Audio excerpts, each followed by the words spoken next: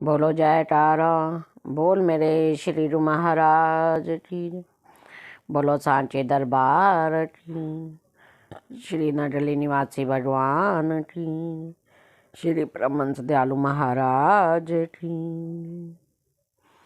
तो प्रेमियों, पिछली बार हमें श्री महाप्रभु ने बताया था पूर्ण फकीर और पूर्ण सेवादार सेवक के बारे में। अब आज जय सच्चिदानंद महाप्रभु हमें बता रहे हैं कि एक दिन सर्वभर्म के विषय में बातचीत हो रही थी। महाप्रभु कह रहे हैं कि सर्वभर्म क्या है? आकाश, धरती, जल, वायु, अग्नि तत्व, ये सर्वभर्म है। तो प्रेमियों, किसी व्यक्ति ने शंका उठाई, सर्वभर्म के ऊपर किसी व्यक्ति ने शंका उठाई कि जब सर्वब्रह्म है तो चाहे किसी की वस्तु हो, वो सब हमारी है, हम उसको क्यों ना ले लें। आज इस पर श्री महाराज जी बोले, क्या जो वस्तु आपके बाएं हाथ में है वह आपकी नहीं है? क्या वह यह आवश्यक है कि जब आप उसको अपने दाहिने हाथ में लें तभी आपकी अपनी वस्तु कहलाए, और बाएं हाथ में होने से किसी और की हो? जब सभी जीवों के हाथ विराट रूप ब्रह्म के हाथ ही है, तो ये कोई आवश्यक बात नहीं कि वह वस्तु चाहे आपके या किसी के हाथ में ली जाए तभी ब्रह्म की होगी। जब वह वस्तु दूसरों के हाथ में रहकर भी आपकी हो सकती है, तो फिर क्या आवश्यक बात है कि आप ही उसको हाथ में लेने का यत्न और चिंता करें। जैसे कोई व्यक्ति हाथ बदलने या किसी और कारण से एक हाथ से दूसरे हाथ में वस्तु ले लेता है, उसी प्रकार प्रकृति वह वस्तु उस व्यक्ति से लेकर और किसी और ढंग से आपको पहुंचा दे तो उसकी इच्छा।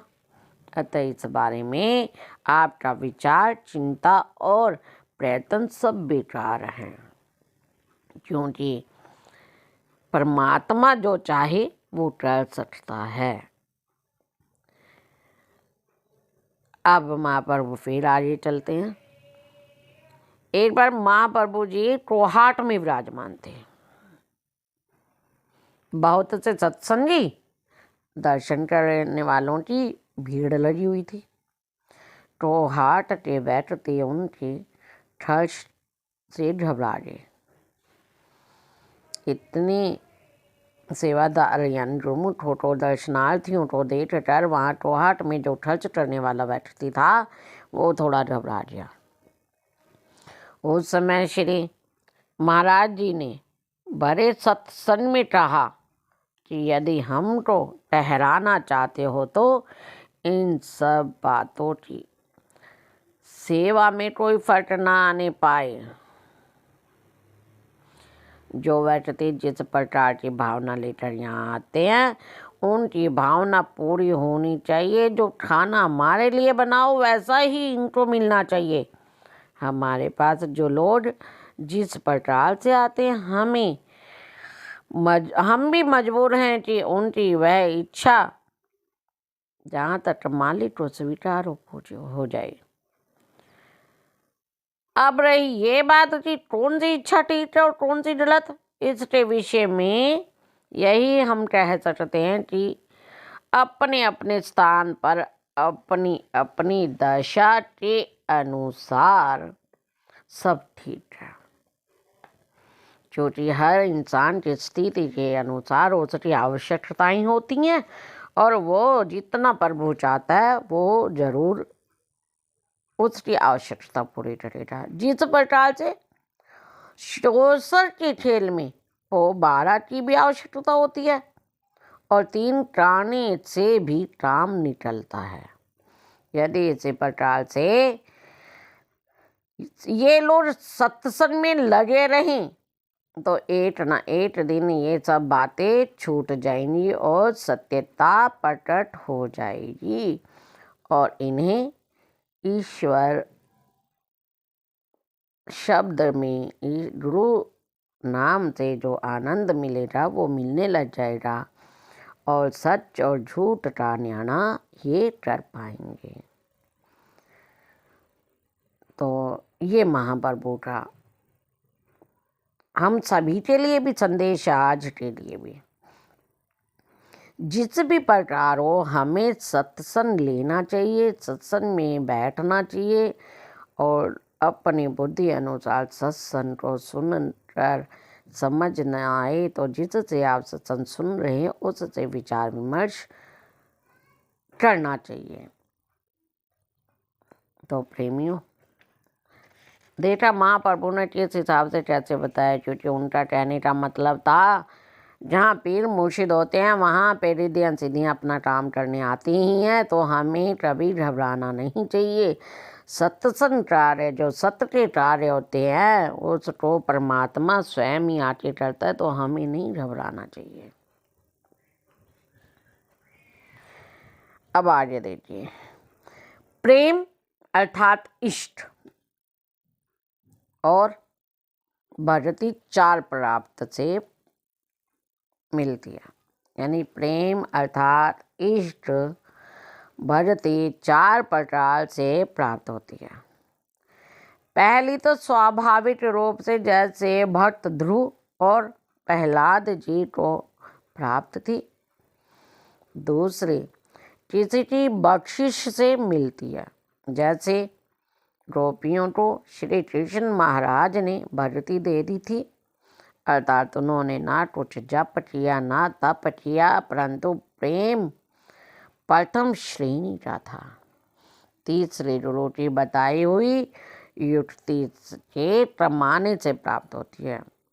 चौथी लठोटा अर्थात आने जाने वाले से, जैसे लाठ जब अग्नि के समीप होती है तो पिघल जाती है और सर्दी पाने से कठोर हो जाती है। तो जैसे आपने कई बार सुना हो जाती, मैं सत्संग में रही तो सब कुछ भूल गई, सत्संग से आई तो वही सब घर की सारी यादें आ गई। तो ये भक्ति जो ये लाठ का रूप होती है, लठोटा भक्ति होती है चौथी। परंतु इससे भी प्रेमियों फायदा होता है, धीरे धीरे धीरे धीरे धीरे धीरे हम आगे बढ़ते हैं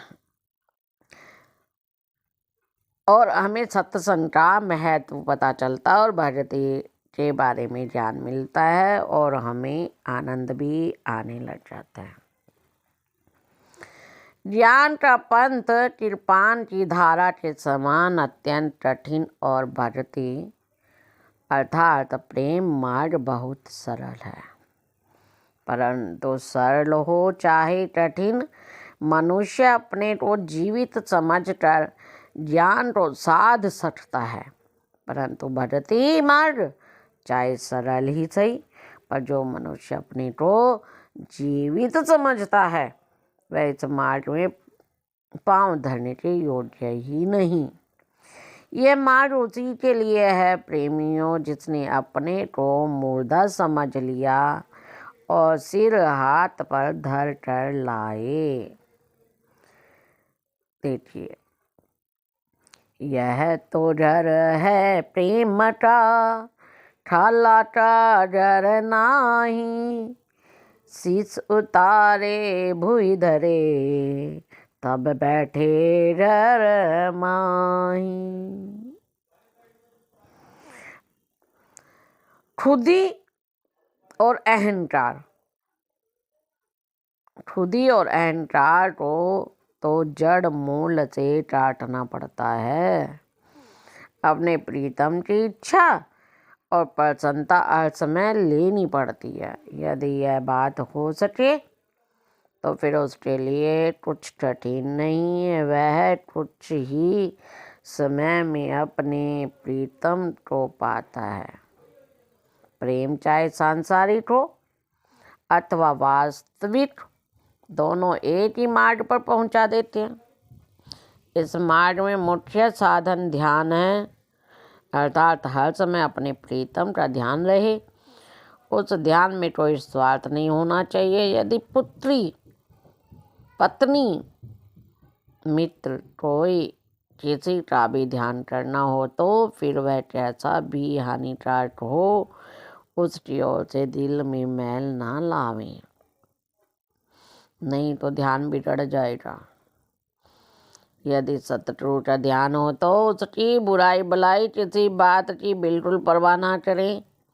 यह नहीं कि जब तक जो तुम्हारी हाँ में हाँ मिलाता रहे तब तक तो तू राजी, और यदि वो तनिक सी बात भी तुम्हारे इच्छा के विरुद्ध कह दे तो झटाटक दे। जब यह दशा है तो प्रेम कैसा। तुम तो परमेश्वर और मालिक समझकर उनका ध्यान करते रहो, फिर ऐसी बातों का विचार करना कब उचित है। भला कोई अपने मालिक से भी रूठता है।